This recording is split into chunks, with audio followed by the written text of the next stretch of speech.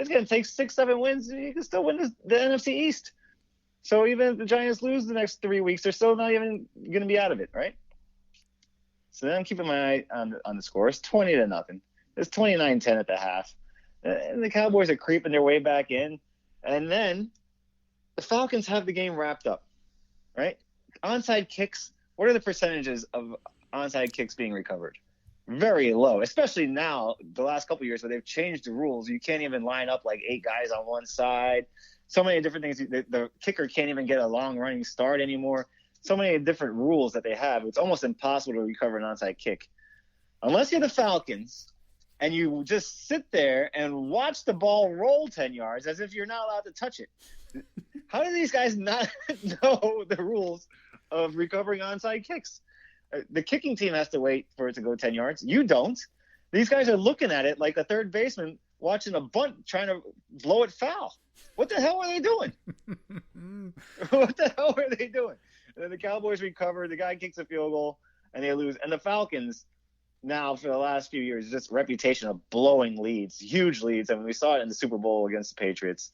Now this. How does a coach survive something like this? Yeah, I don't know how Dan Quinn made it on the team flight afterwards. Look, a self-admitted Cowboy fan, it was an ugly first half. It was an ugly third quarter. I'm watching this thing like, we're really 0-2. 2 fake punts that neither one of them worked.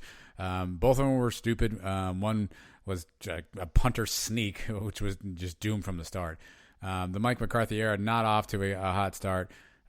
Fumbles, turnovers, offensive line is a mess. It was just a rough game. So I'd walked away. I was like, you know what, we're 0-2. Let's just move on from this one.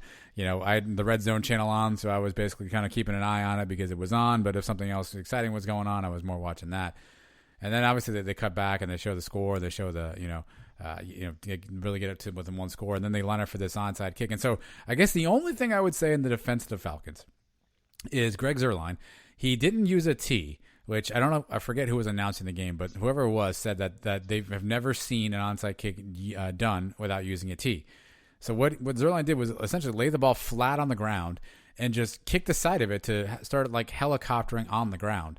I think the Falcons were so confused because they'd never seen that before that they weren't sure what to do. Like, are we allowed to touch it? Does it have to go in the air first? It hasn't moved. Like, I think just the nature of the way he did the kick got them so confused that they all just kind of stood back and watched to see what happened. I think they all thought it was going to go out of bounds or something. So why risk touching it maybe? And then it squirts off your leg and a Cowboy gets it or something. That's the only credit, if I want to give them any credit, that I will give them.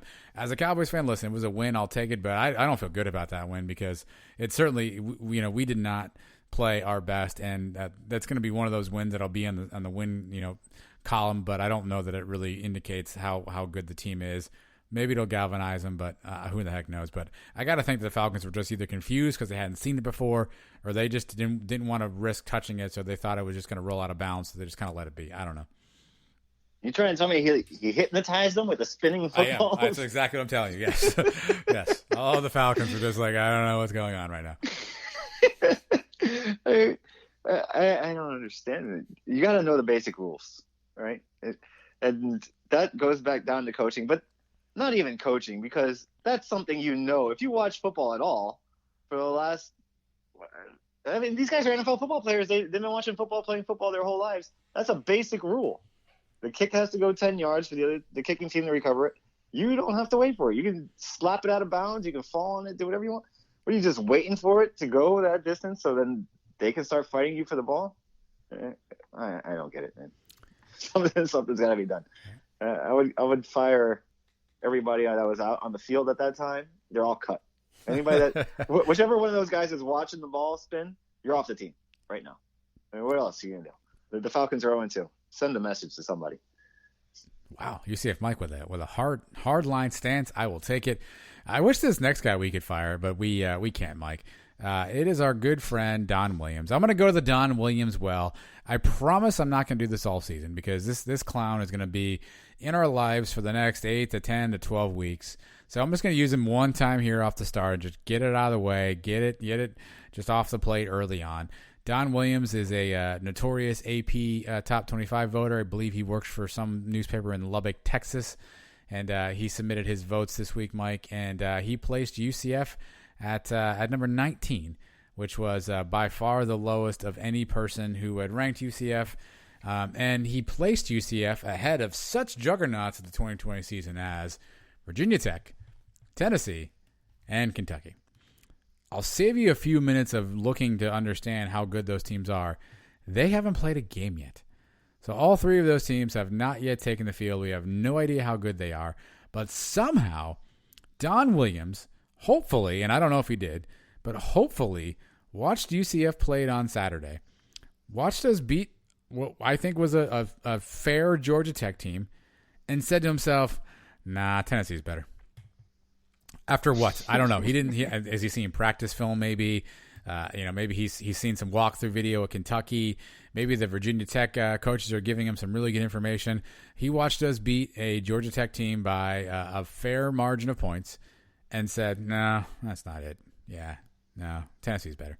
I just don't understand it. At this point, Mike, it can only be just complete jackassery that he just chooses not to put UCF in there.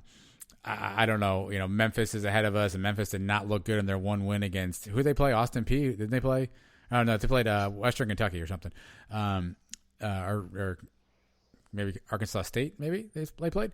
They did not look good in their one win. Again, Virginia Tech has not played. Kentucky has not played. Tennessee has not played. Oklahoma State did not look good at all, and he has them number 12. And somehow we are down to 19.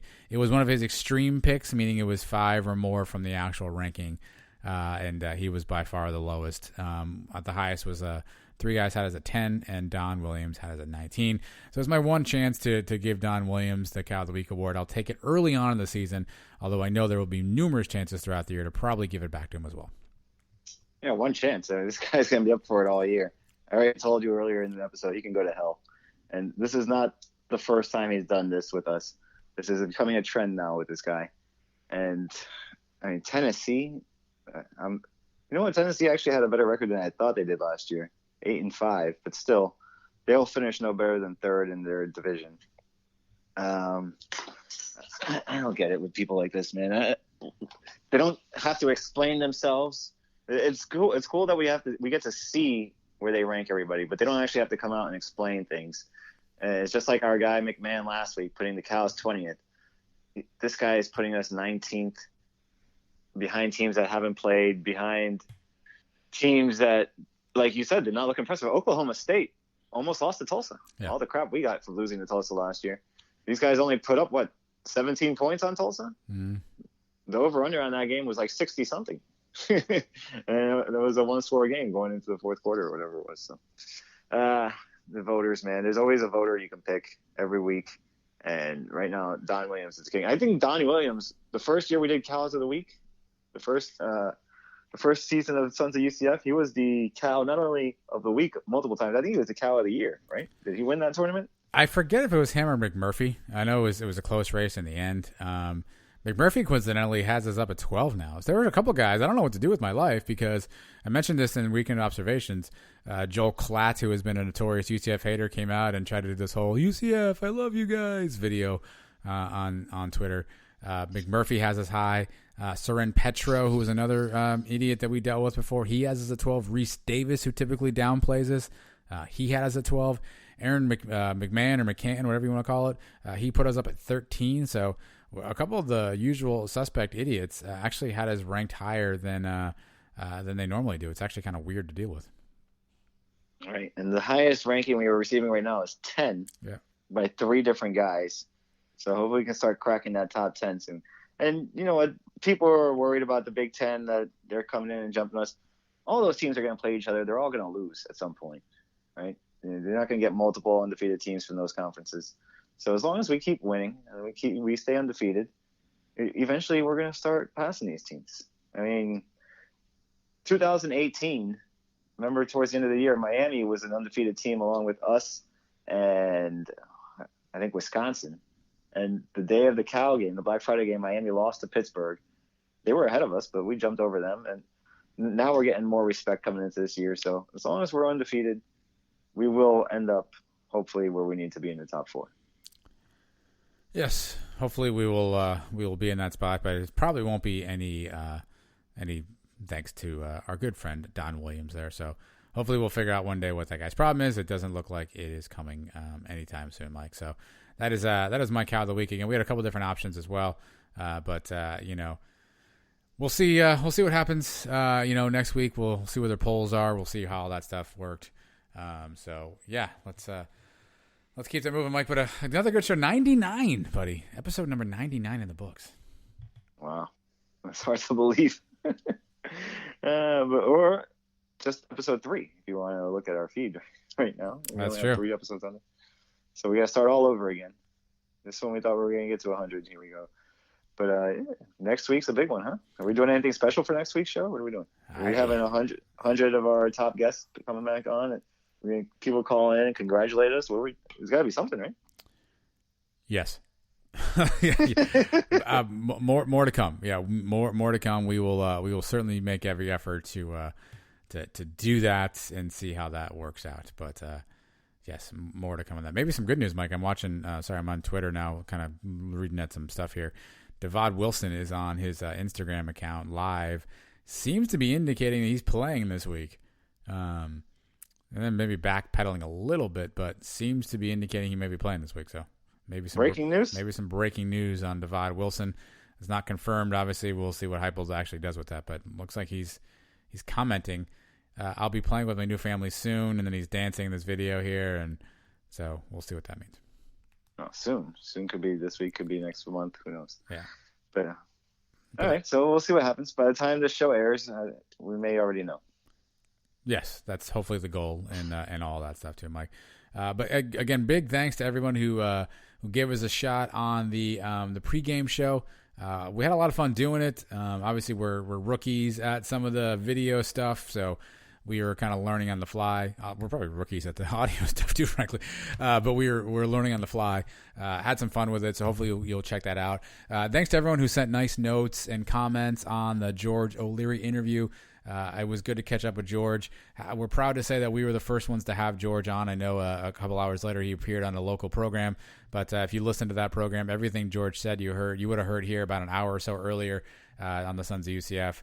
And I think we had him for a little bit longer and maybe get a little bit more out of him. But we're glad to have Coach back on. Appreciate all the good notes and all the good thoughts and all the good words about his appearance. All the good notes we've had as we've kind of embarked on this new journey, Mike. It's been a lot of fun so far. We're 2 weeks in now. Only one some audio gaffe by me on episode 1. Some gaffes on the live show, but hey, don't worry about it. We're gonna get it all worked out. But the good news is UCF is 1-0, and there's nothing better than that. The new and improved Sons of UCF, and we're adding content now. You can hear us twice a week. You hear us on our show here, and the pregame show. It was a lot of fun. It was something cool, and it's new. Like you said, we're going to get better at it. We're coming up with new ideas all the time. And how cool was it to see people's names pop up, familiar names, fans of ours that have listened to the show for a long time, and see their comments pop up during the show. That brought a smile to my face. I love seeing that, and I look forward to making the show better and doing it again this week, and then keep doing it throughout the whole season. We got to decide, though, that Tulsa game, that's a 7:30 kick. That's a 6:30 pregame show, Mike. Uh-huh. I know. It's a long day, buddy. we gonna be all right by 6:30? That's questionable. That's my birthday. I know. It's a birthday weekend for you, buddy. I know. How are we gonna be 6:30? Maybe this is just a road game only thing. I don't know. We may need to make some amendments there, but that 7:30 kick is oof. I know. I was thinking about maybe even just making the trip up to that game. You want to go to that game? You want to meet me over there? I'm free. It's possible. It's being discussed right now. Yeah. What did you do with your? I didn't. Maybe I should ask you this off air. I know you were a season ticket holder. What did you end up getting with your season ticket allotment situation? I just rolled it over to next year because I knew I wasn't going to be going to probably more than one game.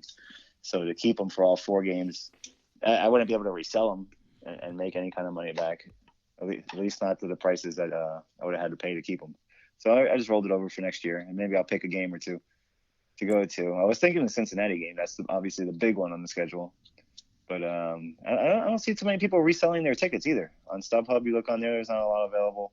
So you can buy individual game tickets through UCF, which may end up doing. Like I said, we're discussing maybe the Tulsa game. It's possible. But first things first.